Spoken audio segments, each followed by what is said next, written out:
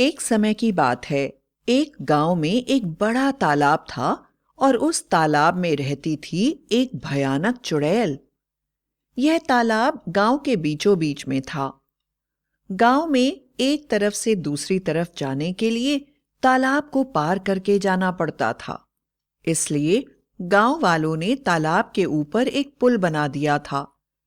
लेकिन अगर कोई भी तालाब के ऊपर से जाता तो उसे तालाब की चुड़ैल को कुछ न कुछ खाने के लिए देना पड़ता था।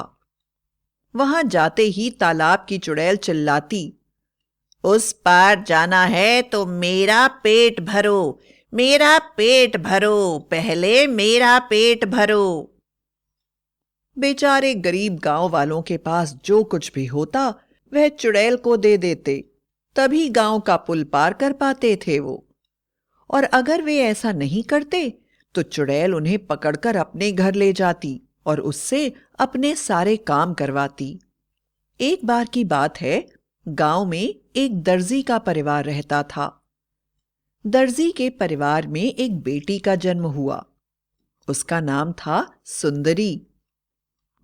यह नाम उसे गांव वालों ने ही दिया था क्योंकि वह इतनी सुंदर थी कि उसकी तुलना किसी से नहीं की जा सकती थी। उस लड़की की खासियत यह थी कि वह सुंदर होने के साथ ही साथ बड़ी ही दयालु, आज्ञाकारी और माँ बाप की इज्जत करने वाली थी।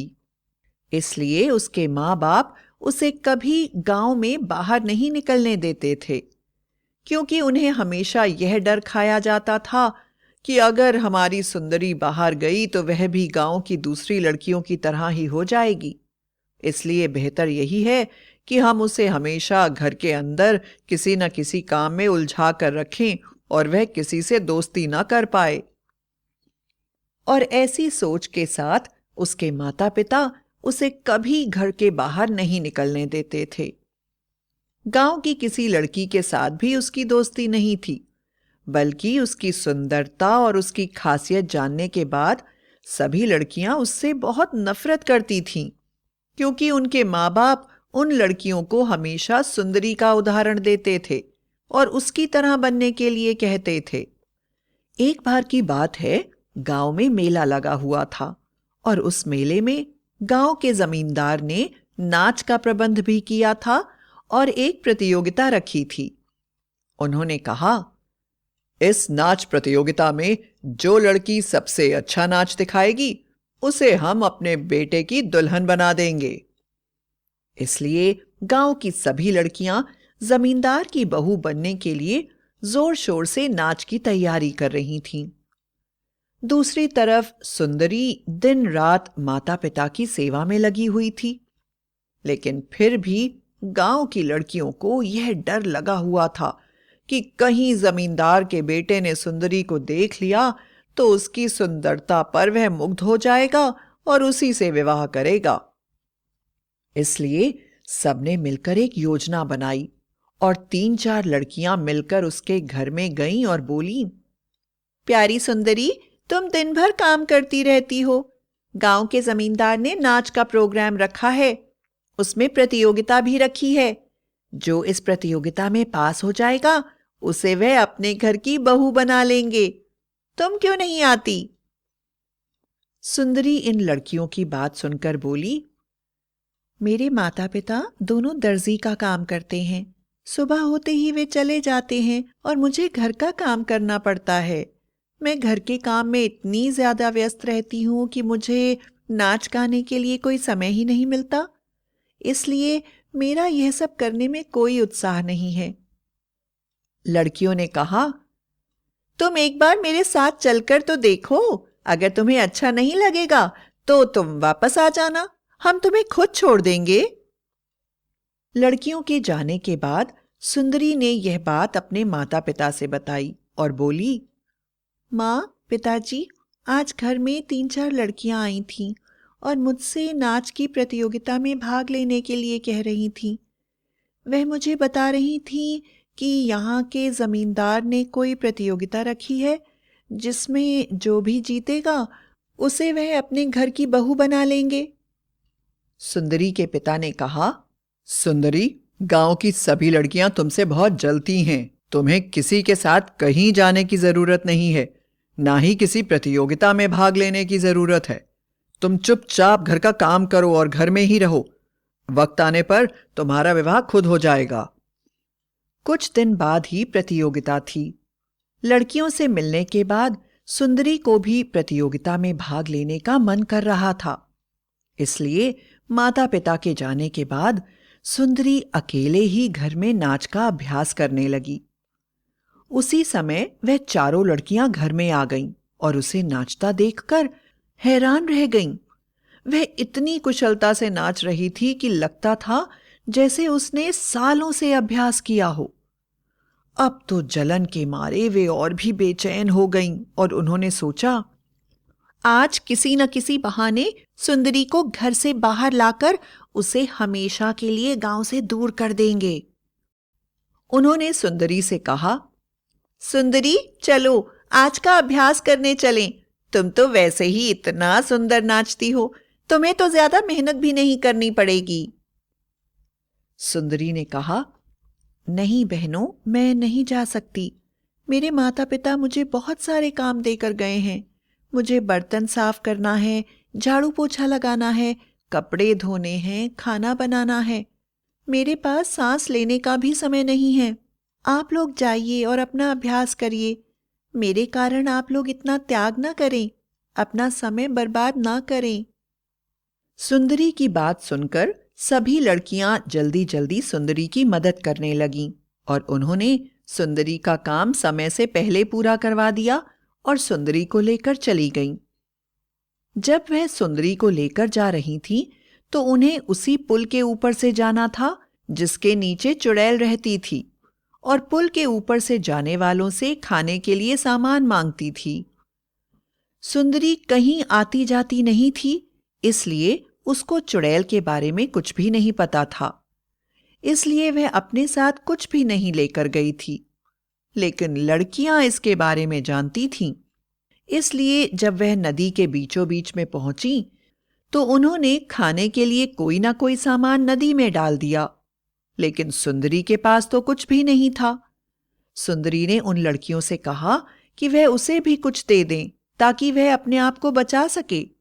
लेकिन उन लड़कियों ने इनकार कर दिया और सुंदरी को बीच पुल में छोड़कर चली गईं। अचानक तालाब में से एक भयानक चुड़ैल बाहर निकली और उसने कहा, मेरा खाना दो। सुंदरी के कुछ ना देने पर चुड़ैल ने उसे तालाब में खींच लिया। जब वह उसको लेकर जा रही थी तो वह बोली, जब मुझे कोई इसके बदले खाना लाकर देगा तो मैं इसे तालाब से बाहर फेंक दूंगी। और वह सुंदरी को लेकर चली गई।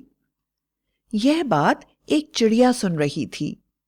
जब सुंदरी के माँ बाप वापस आए तो चिड़िया ने सुंदरी के माँ बाप को यह सारी घटना बताई। वह तुरंत ही खाना लेकर पुल पर गए और उन्होंने चुड़ैल को खाना दिया। चुड़ैल ने जोर से सुंदरी को ऊपर फेंक दिया और उसके पिता ने उसे पकड़ लिया और उसे वापस लेकर घर आ गए।